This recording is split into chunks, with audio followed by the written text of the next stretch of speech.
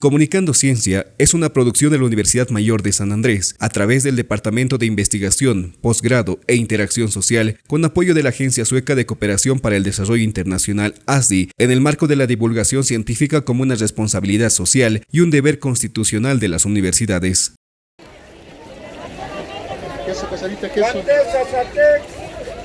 Para niños, para adultos, vitamina C para combatir la gripe, se exprima malestares.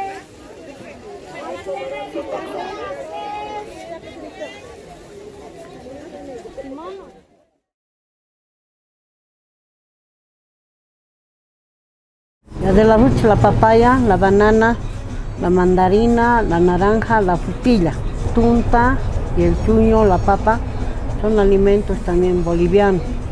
El mote, las verduras. La quinoa, la chía, las harinas integrales. La alimentación es un derecho fundamental y pilar para el desarrollo social y económico. En tanto la población mundial crece drásticamente, combatir el hambre es uno de los principales retos en los próximos años. En el contexto de los Objetivos de Desarrollo Sostenible 2030, el objetivo 2 tiene que ver con lograr el hambre cero y asegurar el acceso de todas las personas, en particular los pobres y las personas en situaciones vulnerables, a una alimentación sana, nutritiva y suficiente, garantizando seguridad alimentaria y una reducción de los índices de malnutrición. Sin embargo, el último informe de Desarrollo Mundial Sostenible de 2023 sobre el estado actual del progreso hacia el cumplimiento de los Objetivos de Desarrollo Sostenible establece que estamos lejos del objetivo. Bolivia reconoce el derecho a una alimentación saludable y culturalmente apropiada a través de la Constitución Política del Estado Plurinacional de Bolivia de 2009. En este marco, resalta el artículo 16, que establece que toda persona tiene derecho al agua y a la alimentación, y que el Estado tiene la obligación de garantizar la seguridad alimentaria a través de una alimentación sana, adecuada y suficiente para toda la población. Todas las leyes relacionadas con la alimentación están vinculadas a uno o más pilares de la seguridad alimentaria: disponibilidad, acceso y uso adecuado de los alimentos. El programa Comunicando Ciencia analiza y expone la visión de investigadores de la UNSA respecto a la revalorización de los alimentos nativos en la dieta de las bolivianas y los bolivianos. En Bolivia, existen variedad de alimentos que están olvidados para el consumo masivo. Estudios realizados en los institutos y centros de investigación de la UNSA tienen el propósito de revalorizar y rescatar productos nativos como una alternativa altamente nutritiva. Mauricio Peñarrieta, docente investigador del Instituto de Investigaciones Químicas de la UNSA, explica que la revalorización de alimentos en Bolivia es un pilar que puede ayudar a contrarrestar los efectos de las consecuencias causadas por el cambio climático, la crisis global del agua o la pérdida de biodiversidad. Nuestro proyecto lo que intenta es mostrar que existen alimentos que tienen unas propiedades únicas, procesos de alimentos únicos, como el caso de la caya, el chuño, como el caso de frutos amazónicos, como el caso de variedades de papas, que tenemos un trabajo muy interesante sobre eso, u otros tubérculos. Pero estudiarlos implica mostrarle a la sociedad desde el punto de vista científico la importancia de volver a mirar eso. No es casual, ¿no? La quinoa se ha puesto de moda por las grandes propiedades químicas y alimenticias que tiene, ¿no? Y en el país se le ignoraba, todavía se la consideraba, igual que el chuño y otros alimentos, comida digamos, un poco despreciada. Entonces, nuestro proyecto lo que tiene más bien, tiene el concepto de revalorizar eso y de poner sobre la mesa y la palestra nuestros alimentos desde una perspectiva científica y de reconstruir ese valor que quizás se ha perdido por todo lo que he mencionado anteriormente. Según Peñarrieta, no se puede hablar de seguridad alimentaria si no hablamos de soberanía alimentaria. No podemos hablar de seguridad, y eso hemos visto, si no hablamos de soberanía alimentaria, ¿no? sea, y lo importante al trabajar y revalorizar alimentos que si bien los tenemos, pero que no los tenemos muy claros y muy entendidos desde el punto de vista tanto científico como nutricional, y que sea fácil de difusión para la gente, entonces no va a haber un impacto y una construcción de esto precisamente, ¿no? De una mejor producción, de un acceso mejor a alimentos inocuos, de una selección de alimentos sanos, ¿no? Un ejemplo claro es el estudio que hemos hecho en papas andinas. Hemos encontrado 50 variedades de papas, pero dentro de esas variedades hemos encontrado especies que nosotros les llamamos papa, pero que no son Solanum tuberosum, con propiedades químicas únicas que crecen a 200 máximo kilómetros de la ciudad de La Paz, pero que no llegan a nuestros mercados, ¿no? Porque se han impuesto otro tipo de papas. Entonces, al contar que existe esto, en vez de que se pierdan ese valor genético, lo que estamos logrando científicamente es tratar de que la gente vaya entendiendo que se puede conseguir ese alimento y que además puede ser parte de nuestra canasta, y por ende mejorar la producción y aportar al productor, que no sea para su consumo local, sino que pueda haber un crecimiento, y esto de alguna manera construye una soberanía y una seguridad alimentaria, ¿no?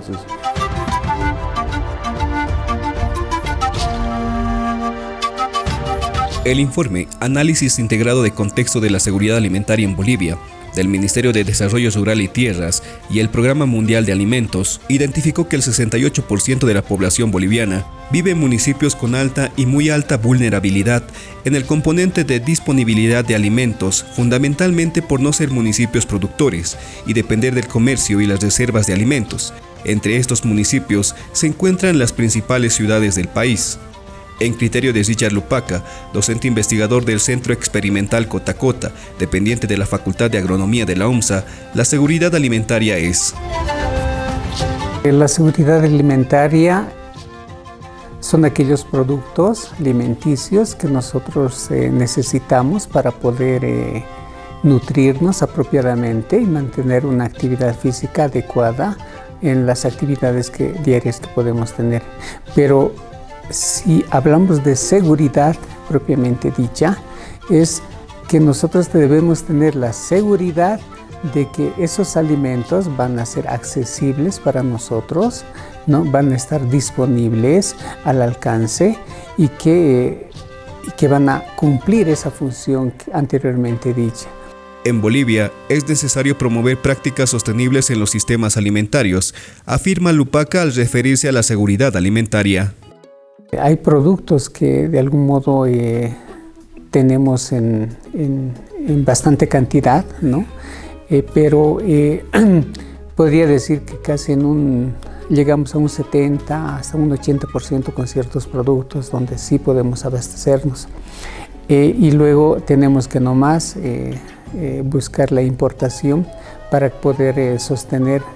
Y eso es lo que se ha estado viendo durante todos estos años, por ejemplo, en el mercado, donde hay temporadas donde tenemos, por ejemplo, la uva tarijeña, que normalmente viene desde enero, febrero, hasta marzo, tenemos hasta un poco abril también.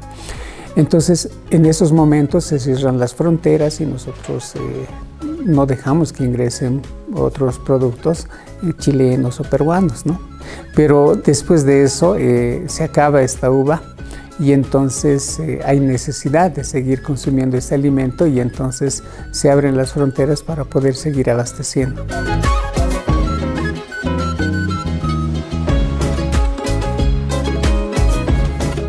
En la UMSA se desarrollan proyectos de investigación sobre los alimentos bolivianos, con apoyo de cooperantes internacionales como la Agencia Sueca de Cooperación para el Desarrollo Internacional e Impuesto Directo a los Hidrocarburos.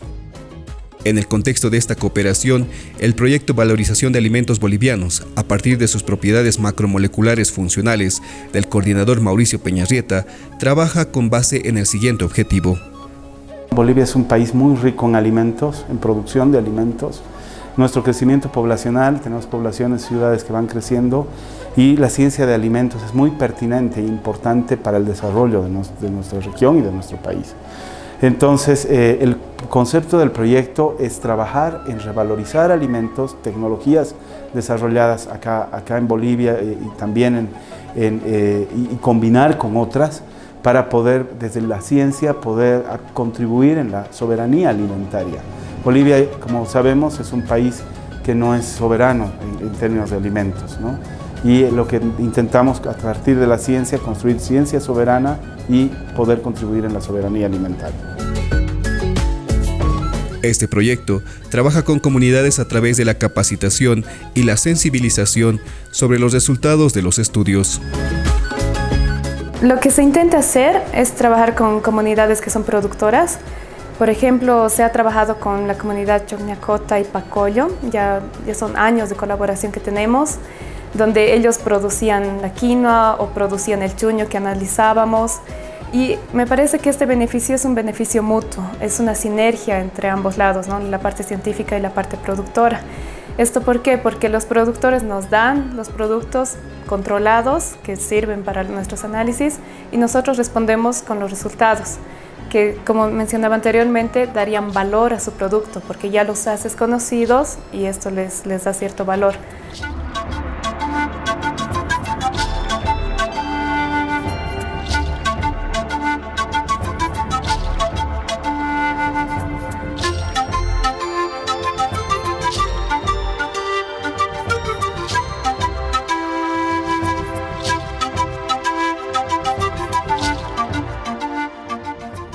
La Organización de las Naciones Unidas para la Agricultura y la Alimentación considera que aumentar la producción y productividad de alimentos más diversos puede lograr que los alimentos nutritivos sean más accesibles a los consumidores.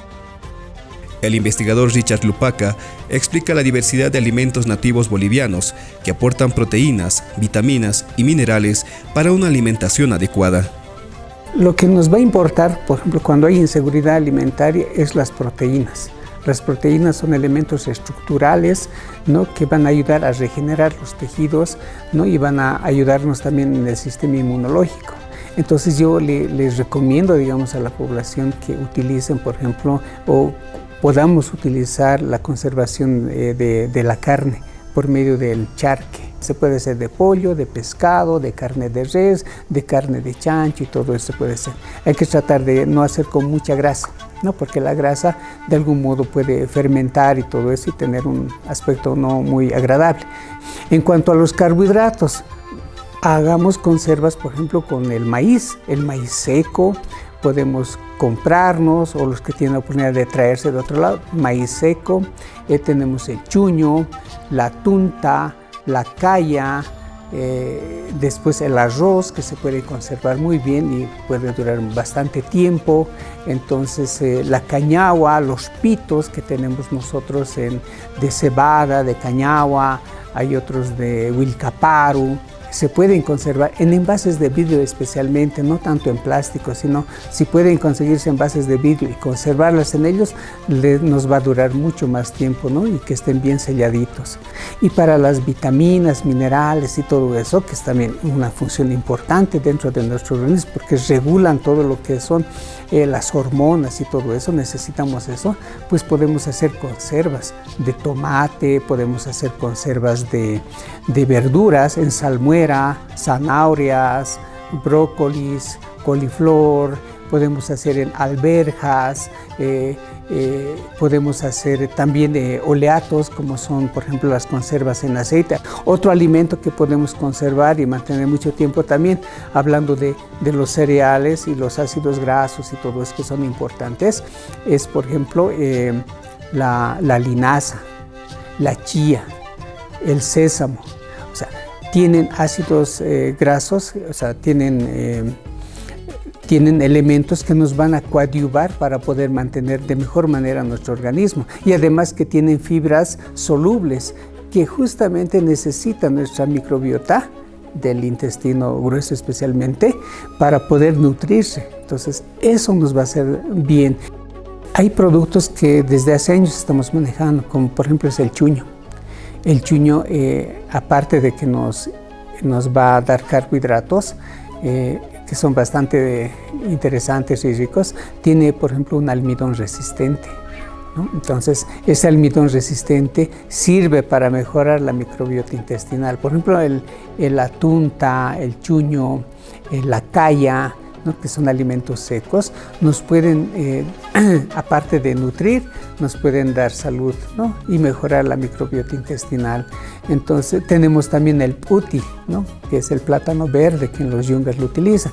Igual tiene fibras dietéticas que son bien importantes para el organismo. Entonces, estos productos nos van a ayudar a mantener la salud corporal, pero también nos van a nutrir. Entonces, por ahí va la línea de investigación que nosotros tenemos en la universidad para poder mejorar nuestra dieta y un poco tratar de contrarrestar a los productos que están demasiado industrializados, ¿no? Que son, por ejemplo, el arroz que ya prácticamente está descascarado demasiado y es muy blanquito, o de repente el fideo o otros alimentos como las gaseosas, las bollerías, tenemos empanadas, chocolates, dulces, que la verdad no son un alimento nutritivo para nosotros, es muy esporádico lo que nos dan en cuanto a calorías, pero no nos van a alimentar eficazmente, porque la alimentación eficaz es aquella que nos va a nutrir con todas las necesidades que tenemos de proteínas, carbohidratos, vitaminas, minerales, pero también necesitamos de que alimentar a nuestra microbiota intestinal, que normalmente está en el colon y parte del intestino delgado también. Este producto, por ejemplo, es un producto ancestral, ya los incas lo han ido domesticando hace más de 1000 años prácticamente, ¿ya? Y este producto lo utilizaban, por ejemplo, los chasquis, ¿no? Porque como tiene alta cantidad de agua, entonces los chasquis que iban de un lugar a otro lado necesitaban alimentos que tengan bastante agua, y uno de esos era justamente el yacón.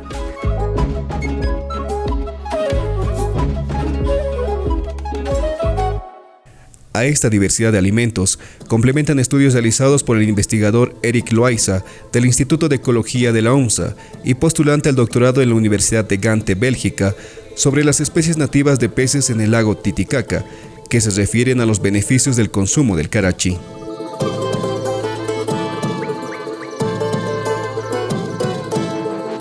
Lo que hace el proyecto en el que estoy se denomina, el proyecto se llama Por una acuicultura más saludable en el lago Titicaca, y tiene el enfoque principalmente de sentar la línea base de cómo se podría empezar a criar en cautividad a las especies nativas, ¿no? Los carachis principalmente, ya que existe un problema de reducción en la población, no solamente por la presión de pesca, sino que también por un incremento en las granjas de trucha, ¿no?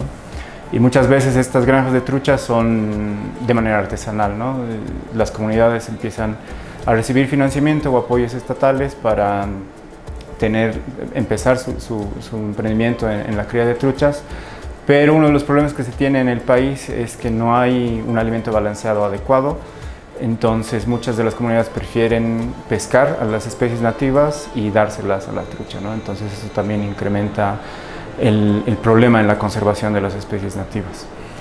Una manera de mostrar que realmente estas especies nativas tienen un perfil mejor en comparación a otras especies, porque se han desarrollado aquí, ¿no? Han evolucionado en las condiciones del lago, a diferencia de la trucha que se ha traído desde Estados Unidos y de otros países que tiene algunos problemas. El reconocimiento de las propiedades singulares de los alimentos bolivianos, como su capacidad antioxidante y aporte a la microbiota intestinal de las personas, han sido tema de investigación, según explican los investigadores Peñarrieta y Lupaca. En realidad, en los alimentos existen compuestos químicos que, dependiendo en el lugar donde crezcan o del tipo de alimentos de su genética, tienen la capacidad de, como su nombre lo dice, de tener esta propiedad antioxidante. Lo antioxidante lo que hace en nuestro organismo, ya se ha demostrado, es que al tener un buen consumo de antioxidantes, que viene a través de frutas y verduras en su mayoría, y de algunos alimentos específicos, lo que hacen es regular, por ejemplo, nuestra presión, nos pueden ayudar en nuestra circulación, pueden evitar ciertos problemas como la formación de cataratas, etcétera, ¿no?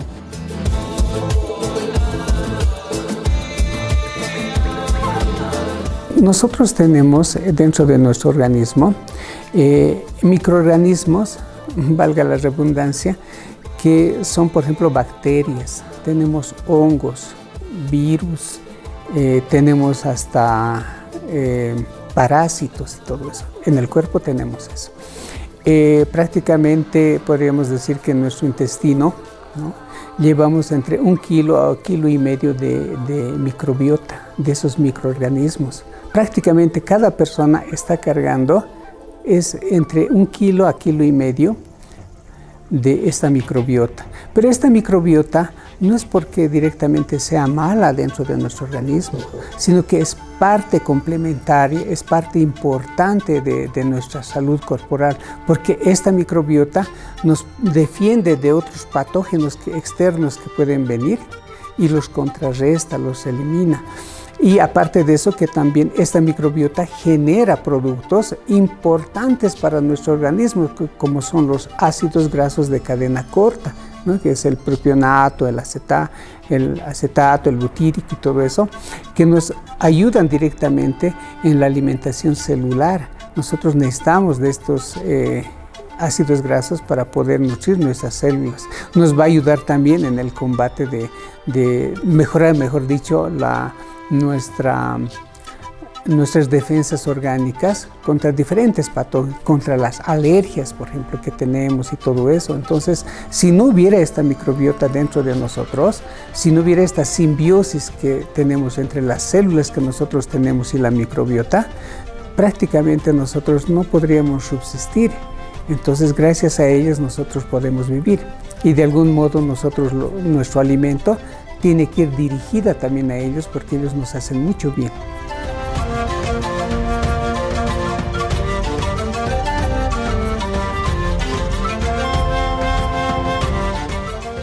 Durante este programa hablamos sobre la revalorización de alimentos, la seguridad alimentaria, soberanía alimentaria y la incidencia del cambio climático en la agricultura. Patricia Molinedo, docente investigadora del Instituto de Investigaciones Químicas de la UNSA, trabaja en el proyecto Técnicas de Biocontrol y Proteínas destinadas a mejorar la productividad agrícola. Ellos nos están ayudando en el cultivo en campo, ¿no? Nosotros hacemos toda la parte in vitro aquí, también en el invernadero, desarrollamos todo el procedimiento que les he relatado y ellos en realidad prueban en campo, ¿no? Claro que ahora tenemos muchos problemas debido al cambio climático, ya se han sembrado parcelas en la época que se debería el año pasado y no hemos tenido resultados justamente por el cambio climático, ¿no? Así que ese es otro detalle que tenemos que tomar en cuenta para sembrar este año la nueva producción de semillas.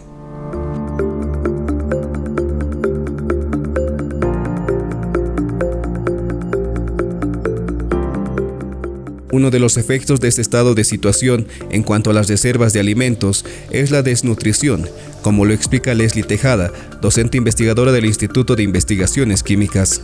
El Instituto de Investigaciones Sociológicas de la UNSA, el año 2020, saca una publicación donde mencionan que 4 de cada 10 personas en Bolivia sufre sobrepeso u obesidad. Y esto básicamente está relacionado a un excesivo consumo de azúcares, poca actividad física, igual abuso sobre el consumo de alcohol y tabaco. Este panorama complejo e incierto requiere de técnicas de conservación de los alimentos. El docente investigador del Centro Experimental Cotacota rescata la importancia de estas técnicas y las propiedades de los alimentos bolivianos. Lo que tendríamos que hacer son conservas, ¿no? Tener ese hábito de conservar los alimentos en casa, porque la seguridad alimentaria tiene que empezar en casa. Y si nosotros, por ejemplo, nos vamos habituando a conservar lo que ya nuestros ancestros también nos decían, ¿no? Por ejemplo, hacían el charque, el chuño, el maíz seco, la haba seca, la quinoa seca. Son alimentos que de algún modo ellos muy inteligentemente conservaban para épocas donde no existía ese producto. Entonces, lo mismo tenemos que continuar, pero ahí podemos agregar algunos otros productos. Por ejemplo, podemos hacer tomates, pastas de tomate, jugos de tomate, podemos hacer mermeladas, podemos hacer almíbares, podemos hacer productos en salmuera, productos en aceite, como lo que justamente por mí detrás está, las cuales de algún modo nos van a dar mayor tiempo de duración a algunos productos ya directamente en forma de conservas. En la implementación de estas técnicas es necesaria la capacitación que la universidad está dispuesta a trabajar con la comunidad, indica Richard Lupaca. Pues vamos a nosotros lanzar un pequeño curso de conservación de alimentos donde vamos a hablar vamos a hacer por ejemplo verduras en salmuera, en oleatos, en aceites, en escabeche, ¿no? Entonces vamos a ir mostrando a la gente los productos que podemos ir conservando, ¿no? Analizamos y comentamos la trascendencia de la revalorización de alimentos. Sin embargo, existen riesgos y factores que impiden alcanzar objetivos que buscan el beneficio de la población en su conjunto. Lastimosamente, existe una tendencia mundial de uniformizar la forma de comer, ¿no? La forma de la comida chatarra, la comida rápida, se ha puesto muy de moda en los últimos años, en las últimas décadas, y lo que sucede es que eso hace perder de vista, uno, el tipo de alimentación que se tiene alrededor, el tipo de comida con la que nos podemos encontrar, la tradición, si quieren ancestral o tradición, como en nuestro país, de alimentos, y a su vez nutricionalmente tiene un impacto negativo.